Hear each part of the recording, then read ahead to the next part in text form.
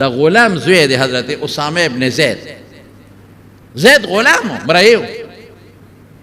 چې مرای کړو خو لکه مرایو بیا آزاد که حضور پاک آزاد کړو او بیا د هغه ماشوم بچو اسامه د رنګ نم تورو د رنګ نم تور او دقسې د حضور پاک په دې غیږ کې ناسته پوزه وبیدل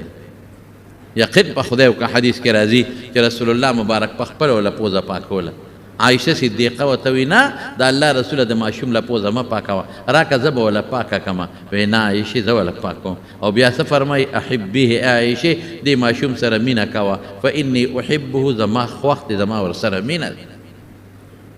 چې یو سړی د خپل غلام نوکر د غلام زوی سره دومره مینه کوي دومره محبت کوي چې پوزه ورته پاکوي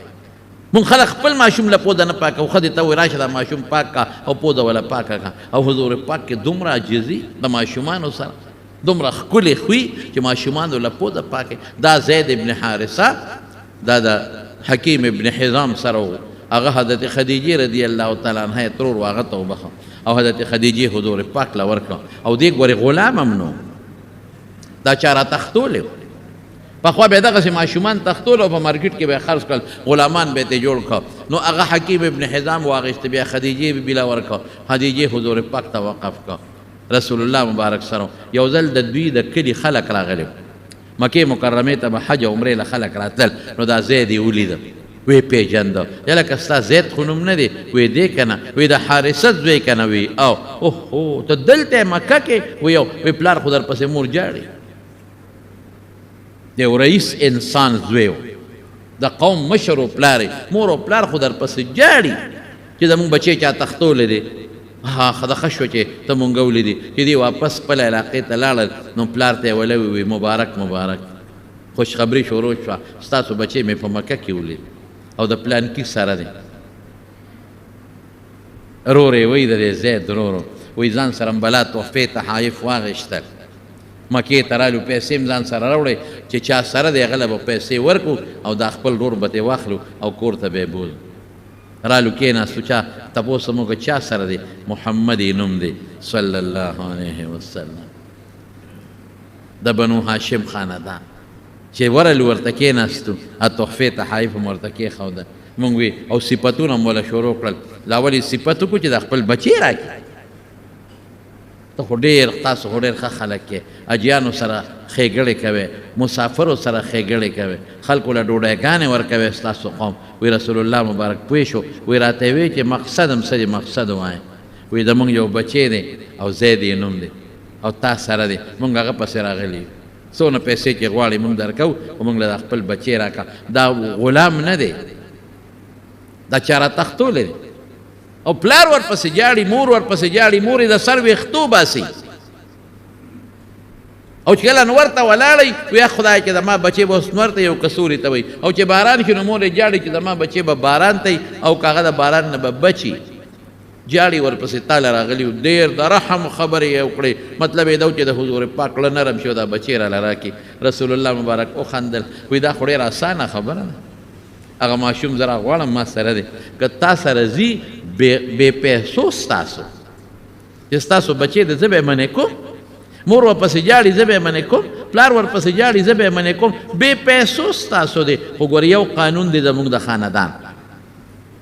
قانون دا دی که په زینه نو په زور یې موږ نه شو لېږلی که د سره ته نه نو په زور به یې نه بوځئ په جړه به یې نه بوځئ او که ته در سره بې پیسو ستاسو دی هغې ډېر زیات خوشحاله شوي موږ ته را خبره منظور ده زید یې راغوښته رسول الله مبارک ورته فرمایي وی زیده دا پیژنې وی او څوک دا مې رور دی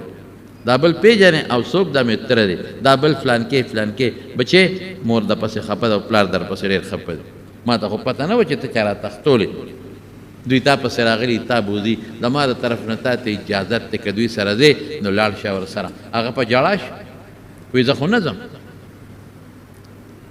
ارور ورته وی غلامي دې خوښه ده ویو وی دا ته څه کې مور در پسې جاړي پلار جاړي او دغسې دا ته کې څه د غلامۍ ژوند دې خوښ دی او ازاد ژوند دې نه دی خوښ د بل د نوکرۍ ژوند دې خوښ دی او ازاد ژوند دې نه دی خوښ هلته دې رونه دي هلته دې مور ده هلته دې پلار دی او دا ژوند د غلامۍ خوښی زید ورته څه وایي وی د غلامۍ ژوند نه د رسول الله مبارک غیږه مې خوښه ده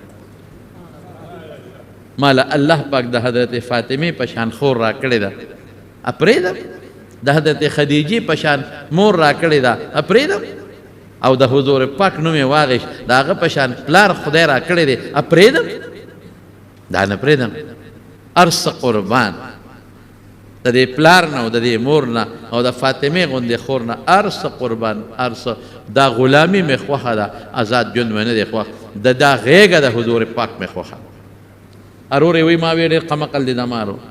غلامي خوښه کړه او آزاد ژوند یې خوښ نه کړه وروستو راته پته ولګېده چې زما ورور زید ډېر هوښیار و غلامي خوښه کړه خو د چا غلامي د حضور پاک د پلار او د مور غېږه یې خوښه نه کړه د چا غېږه یې خوښه کړه د رسول الله صلی الله علیه وسلم دا ولې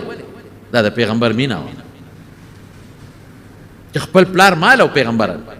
دا د حضور پاک مینه وه چې خپله مور خپل رونه آزاد ژوند ماله او غلامي خوښه کړه دا مینه وه نو الله مجیبه پیغمبر مجیبه انصاف والو بس فوراً اعلان وکړو وی دې بچي خپل پلار پرېښو زما غېږه یې خوښه کړه لهذا د نن ورځې نه پس به دته زید د حارثه زوی نه وایې دته به زید د محمد زوی وایې صلی الله علیه وسلم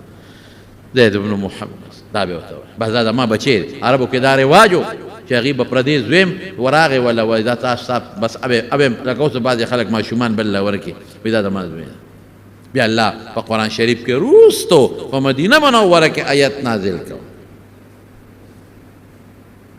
قرآن شریف کې الله ادعوهم لآبائهم واقسطوا عند الله بس هر سړی ماشوم به خپل پلار ته تاسو بلیږ بل چاته نه دغه حکم منسوخ شو دا ولې د مارونو دا د حضور پاک محبت د مینه د غلامانو سره د ماشومانو سره د وړو سره د ماشومانو جینکو سره دا د پیغمبر خوی و اخلاقو